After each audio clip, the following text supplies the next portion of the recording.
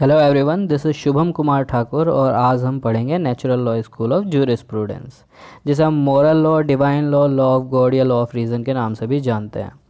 Basically ये ए priori method है। ए priori method का मतलब ये होता है जिसमें आपको रिसर्च या फिर फर्दर वेरिफिकेशन की कोई ज़रूरत नहीं होती, आपको एज इट इज़ एक्सेप्ट करना रहता है। नेचुरल लॉ स्कूल एम्बॉडीज करते हैं principle of morality of natural justice को। ये मोरालिटी और नेचुरल जस्टिस के ऊपर ही बेस्ड है। इसका मानना ये है कि unjust law is no law, जो लॉ जस्ट नहीं है उसकी कोई वैलिडिटी नहीं है। सेलमन बोलते हैं नेचुरल लॉ स्कूल के बारे में कि ये principle of natural rights and wrongs इसके ऊपर बेस्ड है। और वहीं पर ब्लैकस्टोन बोलते हैं कि ये गॉड से आया हुआ लॉ है जो कि सुपीरियर है किसी भी लॉ के मुकाबले, और अगर जो कोई भी लॉ अगेंस्ट में जाता है, कॉन्ट्ररी जाता है नेचुरल लॉ के, तो उस लॉ की कोई वैलिडिटी नहीं होगी, वो लॉ नहीं माना जाएगा। अब इसके थ्योरिस्ट के बारे में पढ़ लेते हैं। सबसे पहले आते हैं एरिस्टोटल। एरिस्टोटल ने नेचुरल लॉ को फाउंड किया था ऑन रीज़न बेस पे, और उन्होंने कहा था रीज़न अनअफेक्टेड बाय डिज़ायर्स। इसका मतलब ये है कि नेचुरल लॉ पे किसी भी डिज़ायर का कोई इफेक्ट नहीं होता है। एक मैन मेड लॉ अलग चीज़ होती है और एक नेचुरल लॉ टोटली अलग चीज़ होती है। उनका बिलीव ये था लॉ इज़ इधर यूनिवर्सल और परफेक्ट लॉ, या तो यूनिवर्सल एप्लीकेशन होती है लॉ की, और एक परफेक्ट लॉ वो लॉ होता है जो कि एक मैन के नेचर में होता है और इम्यूटेबल, यूनिवर्सल और कैपेबल ऑफ ग्रोथ होता है। मतलब एक ऐसा लॉ जो कभी भी डिस्ट्रॉय नहीं हो सकता, अनचेंजेबल होता है और यूनिवर्सल एप्लीकेशन होती है जिसकी। ये बातें कही थी एरिस्टोटल ने। उसके बाद आते हैं ग्रोशियस ने बोला था कि not only based on reason but right reason. उन्होंने एरिस्टोटल की डेफिनेशन में ही थोड़ी सी बात ऐड कर दी। उन्होंने कहा केवल ये रीज़न पे बेस्ड नहीं है, राइट रीज़न पे बेस्ड है। उन्होंने एक हिरार्की दी। उन्होंने कहा कि डिवाइन लॉ, जो लॉ गॉड से आता है, वो है ग्रैंड मदर। उसके बाद नेचुरल लॉ पेरेंट्स, और पॉजिटिव लॉ चाइल्ड। उन्होंने इस तरीके से नेचुरल लॉ को डिफ़ाइन किया है, लॉ को डिफ़ाइन किया है बेसिकली। तो उन्होंने एक थ्योरी बनाई जिसका नाम था सोशल कॉन्ट्रैक्ट। सोशल कॉन्ट्रैक्ट का मतलब ये है कि एक सॉवरेन होगा जो कि बाउंड होगा नेचुरल लॉ से। नेचुरल लॉ एक ऐसा लॉ है जो गॉड खुद चेंज नहीं कर सकते, तो एक सॉवरेन उसे नहीं चेंज कर सकता। एक सॉवरेन भी उससे बाउंड होगा, और जितने भी लोग होंगे वो भी बाउंड होंगे नेचुरल लॉ से। उसके बाद आते हैं हॉब्स। तो हॉब्स उन्होंने ये बोला कि सोशल कॉन्ट्रैक्ट के आने से पहले मैन एक केओटिक स्टेट में जी रहे थे। हर जगह मारधार, लड़ाई वगैरह इस तरह की सिचुएशन थी। उन्होंने एक बुक लिखी लेवियथान का लिटरल मीनिंग होता है राक्षस, शैतान, सेटन। और उन्होंने कहा कि एक इंसान सेल्फ प्रोटेक्शन के लिए, अपनी खुद की प्रोटेक्शन के लिए सोशल कॉन्ट्रैक्ट में एंटर करता है। सोशल कॉन्ट्रैक्ट में एंटर करने का मतलब उन्होंने ये बताया कि वो अपने फ्रीडम को, अपने राइट्स को सरेंडर करते हैं एक रूलर के सामने, ताकि रूलर क्या कर सके, उसके राइट्स को प्रोटेक्ट कर सके। फिर उसके बाद आ जाते हैं अपने जॉन लॉक। तो जॉन लॉक ने ये बोला कि स्टेट ऑफ नेचर एक गोल्डन एज था। यहाँ पे सोशल कॉन्ट्रैक्ट के आने से पहले जो स्टेट ऑफ नेचर था वो एक गोल्डन एज था। उन्होंने लॉक ने इस तरह की बात कही।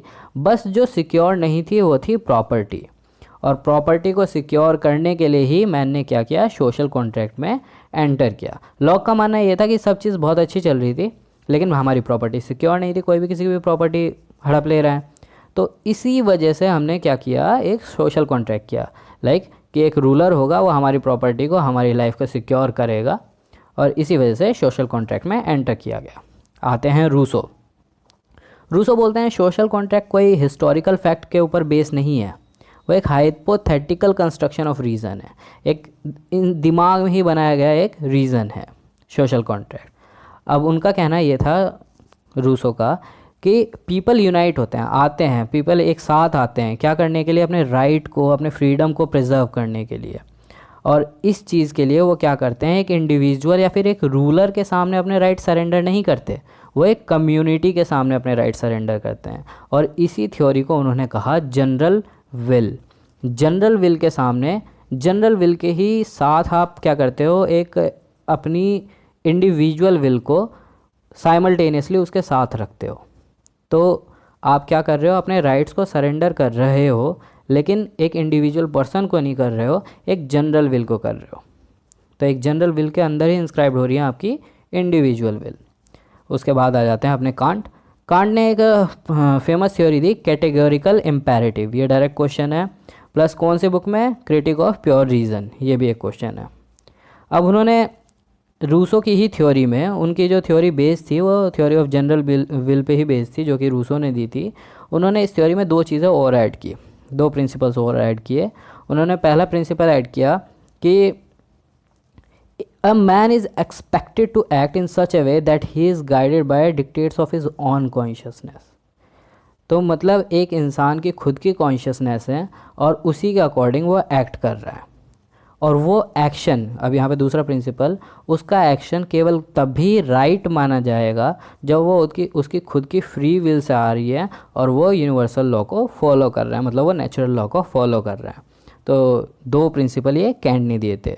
इन्हें इस तरह से समझ सकते हैं कि एक मैन क्या होगा, एक स्टेट में रह रहा है, उसकी वो अपनी खुद की मर्ज़ी से एक यूनिवर्सल लॉ फॉलो कर रहा है, और फिर जितने भी उसके एक्शन हैं वो उस एम्बिट के, यूनिवर्सल लॉ के, नेचुरल लॉ के एम्बिट में रहते हुए अगर जो वो कोई भी एक्शन कर रहे हैं तो वो एक्शन राइट कहलाएंगे। उस एम्बिट से बाहर चला जाता है या फिर उस नेचुरल लॉ को वायलेट करते हैं तो उसके एक्शन रॉन्ग होंगे। अब जानते हैं कि 20th सेंचुरी में नेचुरल लॉ कैसा था। तो स्टैम्बलर और रॉल्स बताते हैं कि 20th सेंचुरी में किस तरह से हैं नेचुरल लॉ। तो स्टैम्बलर बोलते हैं it is generated from will, ये विल से जनरेट होता है, मतलब स्पीशी ऑफ विल, लाइक, और ये इनवॉयलेबल है, ये कभी भी डिस्ट्रॉय नहीं हो सकता। Law of nature means just law, ये हमने नेचुरल लॉ इसको शुरू करते ही पढ़ लिया था।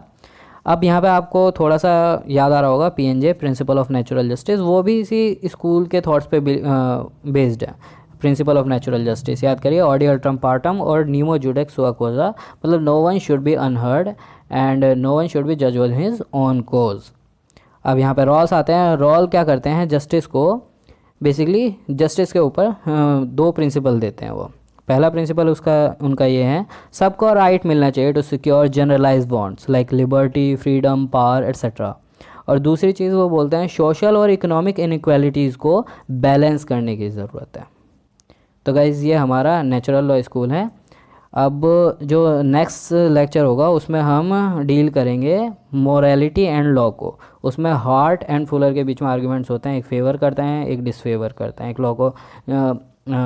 लॉ को मॉरल से मोरालिटी बताता है और दूसरा लॉ को एक लॉ की तरह ही देखता है।